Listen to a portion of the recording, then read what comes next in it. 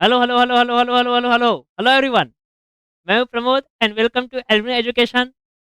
Physics के सभी chapters के फॉर्मूले 10 मिनट के अंदर में हम कवर कर रहे हैं, जिसके अंदर already rotational dynamics, mechanical properties of fluid and kinetic theory of gases के हमने फॉर्मूले कवर कर लिए।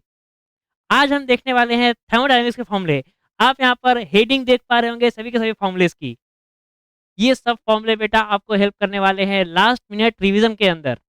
अगर आप न्यूमेरिकल सॉल्व करना चाहते हैं, अगर आपको फॉर्मूलेस को रिकॉल करने में, याद रखने में दिक्कत जाती है, तो ये सारे फॉर्मूले कवर कर सकते हो। सो एक एक करके चलिए स्टार्ट करते हैं। इन सभी हेडिंग के अंदर इन सभी फॉर्मूलेस को पुट करना। तो लेट्स स्टार्ट। सबसे पहला आपका फॉर्मूला है फर्स्ट लॉ ऑफ थर्मोडायनामिक्स का। तो इसको आप समझिए बहुत ही आसान भाषा में इस तरीके से कि जितनी भी हीट आप किसी एक सिस्टम के अंदर सप्लाई करते हो, ये हीट आपकी यूज होती है दो चीज में। सबसे पहला इंटरनल एनर्जी को इंक्रीज करने में एंड दूसरा आपका वर्क डन करने में। This your first law of thermodynamics. Then work done. The work done of any thermodynamic process is given as integration of PdV। Integration का बेसिक मतलब होता है कि एरिया अंडर द कर्व। और वो कर्व कैसा? वो कर्व होना चाहिए pressure and volume axis. And वो एरिया प्लॉट कहाँ करना है? वो एरिया आपका प्लॉट होना चाहिए वॉल्यूम एक्सिस के ऊपर। ध्यान रखिएगा इस चीज को। सो क्या है ये? Area under PV diagram. Diagram plotted on volume axis. Important. हो सकता है वॉल्यूम को एक्स एक्सिस पे ना दे, आपको वाई एक्सिस पे दे दे। तो याद रखिएगा वॉल्यूम एक्सिस पे एरिया करना है प्लॉट। वॉल्यूम जहां रहेगा वहां करेंगे एरिया को प्लॉट। देन वर्क डन का फॉर्मूला अगर आपको निकालना है, तो इलिप्स का आपको एरिया याद होना चाहिए। आपके टेक्स्ट बुक के अंदर ऑलरेडी एक क्वेश्चन दिया हुआ भी है, तो उसको प्रैक्टिस कर लीजिएगा।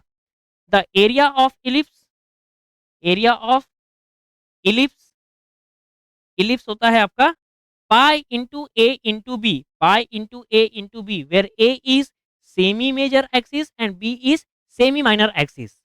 Then heat and work of different processes. Constant volume के अंदर अगर आपका वॉल्यूम का सेम सेम रहेगा, तो इनिशियल और फाइनल लिमिट सेम सेम हो जाएगी। तो आपका आंसर बनेगा वर्क डन का in a constant volume 0। And constant volume के अंदर जो हीट होती है, वो आपका फॉर्मूला रहेगा Q equals to N C V D T.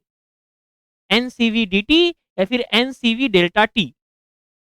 Then this C V is called as specific heat at constant volume. But ये स्पेसिफिक आपकी मोलर स्पेसिफिक हीट है। इसका यूनिट रहता है kilo joule per kilomole kelvin. Kilo joule per kilomole kelvin. क्या बोल देंगे इसको? Molar specific heat. अगर मोलर को आपको प्रिंसिपल में चेंज करना है, तो you just need to multiply the M not. तो CV will be M not into S V, where S V is principal specific heat. अब कांस्टेंट प्रेशर का आपका वर्क डन होता है W equal to P into delta V, where delta V is final minus initial. तो final volume minus initial volume. And इसके लिए आपका heat का फॉर्मूला होगा N into S V, N into S S P बोलिए या फिर CV बोलिए, N C P delta T. जहां पर सीपी को आपको अगर चेंज करना है प्रिंसिपल में पर केजी में, you just need to multiply M not. तो M not into S P.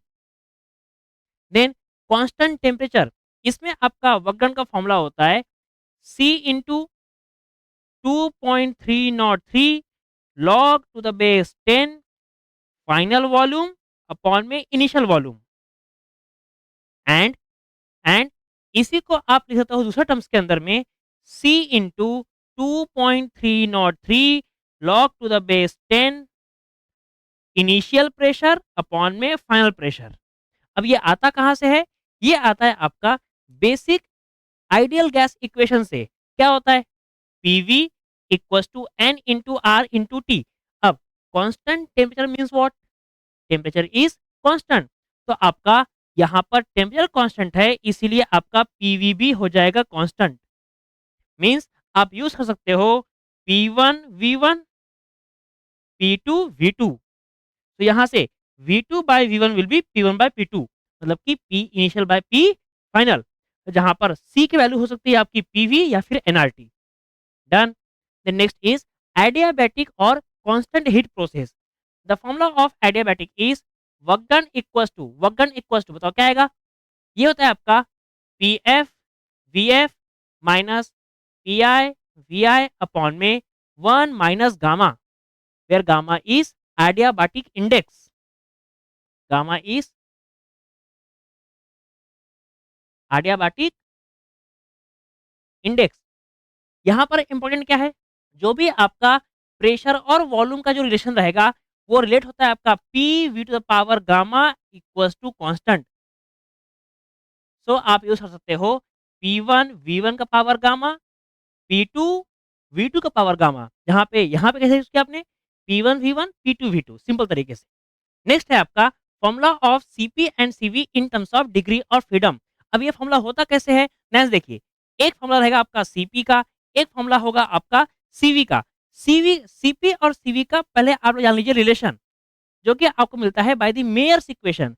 Myers equation is CP minus CV equals to R. यह है आपका ट्रिक पीवीआर, जहां मूवी देखने जाते हैं पीवीआर। अब बनाते हैं फॉर्मूला।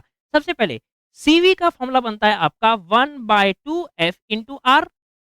ये सीवी अगर इधर आ गया तो इस वैल्यू में आपका आर ऐड हो जाएगा, आपको मिलेगा 1/2 f इंटू आर प्लस में R. Done. Then now next is adiabatic index. The formula of adiabatic index is ratio of CP by CV. अगर आप सीपी को यहाँ करोगे पुट, सीवी करोगे यहाँ पुट, तो आपको मिलेगा फॉर्मूला 1/2/f, जहां पर अलग अलग गामा की वैल्यूज निकलती है अलग अलग गैसेस के लिए by putting the value of degree of freedom. So gamma for mono, gamma for di and gamma for poly. ध्यान रखिए बेटा, जैसे जैसे आपके मॉलिक्यूल्स बढ़ते हैं वैसे वैसे डिग्री ऑफ फ्रीडम आपका बढ़ता है।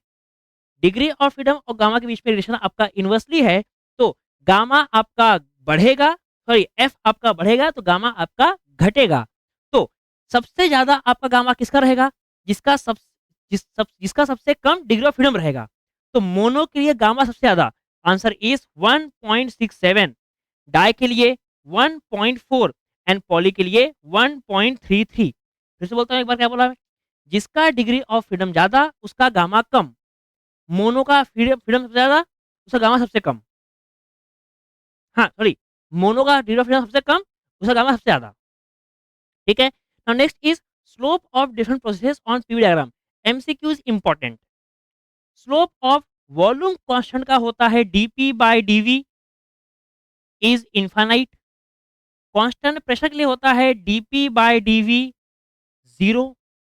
फॉर दी आपका आयोथर्मल process it is dp by dv is minus p by v। And for constant heat मतलब कि एडियाबैटिक के लिए होता है dp by dv equals to minus gamma times of p by v। Now इन्हीं सभी को यूज करके हम ड्रॉ करते हैं ग्राफ।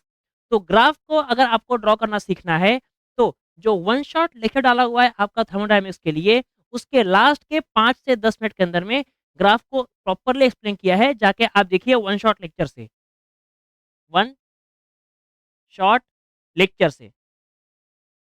ठीक है। देन इसमें सिर्फ आप मुझे बताएंगे एक चीज कि DP by DV of adiabatic ज्यादा रहेगा और DP by DV of isothermal ज्यादा रहेगा। दोनों में ज्यादा कौन सा है आप मुझे बताइए कमेंट बॉक्स के अंदर में, कि आइडिया बड़ा है या फिर आइसो बड़ा है। Next is thermodynamic devices. Devices मतलब कि ये सभी डिवाइसेस आपके हेल्प करते हैं हीट को वर्क में चेंज करने में या फिर वर्क को हीट में चेंज करने में। नेक्स्ट देखो, हीट इंजन आपका, ये हो गया आपका हॉट रिजर्वायर, ये हो गया आपका हीट इंजन, और ये हो गया आपका cold reservoir.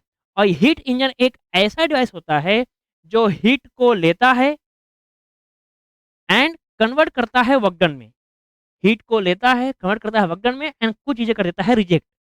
Then same to same diagram आपकी रहती है रेफ्रिजरेटर एंड हीट पंप की भी, बस इसमें फर्क यह है कि हीट इंजन वर्क देता है, रेफ्रिजरेटर एंड आपका हीट पंप वर्क लेता है। तो यहाँ मिलेगा आपको हाई टेम्परेचर, यहाँ मिलेगा रेफ्रिजरेटर, यहाँ मिलेगा आपको लो टेम्परेचर और यहाँ आपको वर्क डन देना पड़ेगा।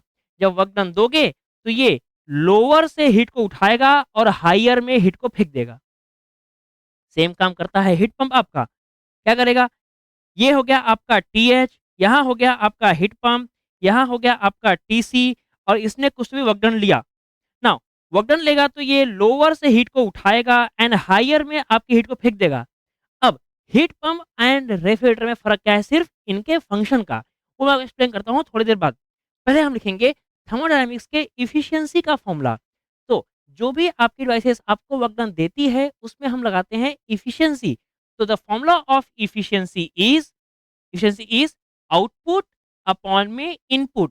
Now what is output? Output is work done and input is QH.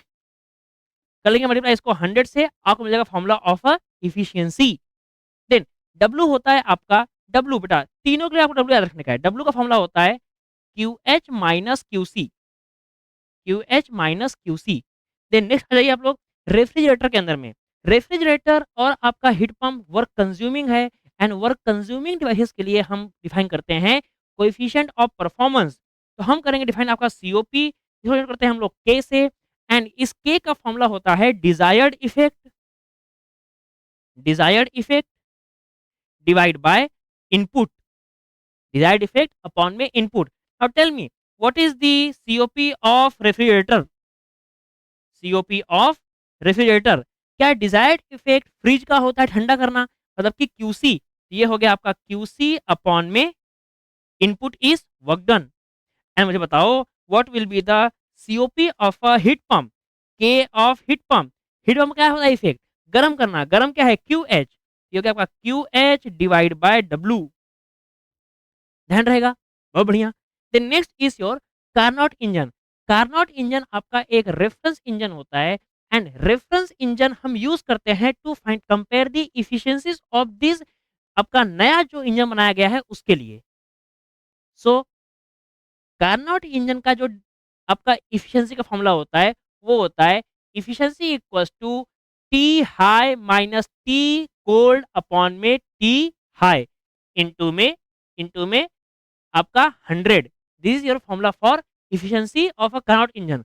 इसमें अगर टीएच को आपने रिप्लेस किया तो आपको मिलेगा 1 minus TC upon TH into में 100।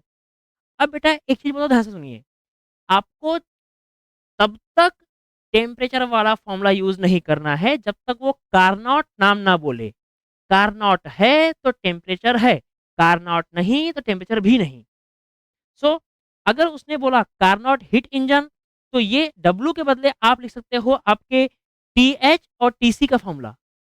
अगर उसने बोला कार्नोट रेफ्रिजरेटर तो आप यहाँ लिख सकते हो टी सी और यहाँ लिख सकते हो T H minus T C. और सेम फॉर्मूला आपका बन जाएगा हीट पंप के लिए भी। अगर उसने कार्नोट बोला तो टेम्परेचर के टर्म्स में, बट टेम्परेचर नहीं बोला तो फिर आप लोग, अरे कार्नोट नहीं बोला तो फिर आप टेम्परेचर का फॉर्मूला यूज भी नहीं करोगे। चलिए तो बताइए क्या होगा आपका? कार्नोट रेफ्रिजरेटर का फॉर्मूला बनेगा आपका टीसी अपॉन में टीएच माइनस टीसी। यहाँ बनेगा आपका कार्नोट का बनेगा heat pump will be equal to ही टीएच अपॉन में TH minus TC and efficiency का बनेगा फॉर्मूला आपका यहाँ से efficiency is equal to W is TH minus TC upon में टीएच इनटू में 100, जो कि यहाँ भी लिखा हुआ है। डन। ये हो गए आपके सभी के सभी थर्मोडायनामिक्स के फॉर्मूले। नाउ ऐसे ही मिलते हैं अब नेक्स्ट चैप्टर के फॉर्मूले के अंदर में। तब तक पढ़ते रहिए, keep studying, stay motivated. Thank you so much.